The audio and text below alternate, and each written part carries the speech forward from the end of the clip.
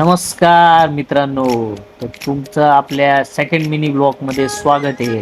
तर फायनली आपण पोहोचलेलो आहे आता कसारमध्ये. तुम्ही बघू शकता किती मस्त व्ह्यू, एकदम कडक.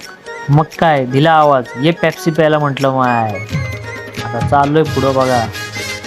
प्रसाद आपला मग छत्री धरून थांबलाय. दिनेश शेट तर वैतागलेत आणि बंगालवरून एक मछवारा आणलाय. तोंड काय दाखवायचं नाव घेत नाही. मगर धरली वाटतं बहिणी. हे बघा, 5G ला एक मासा लागलेला आहे.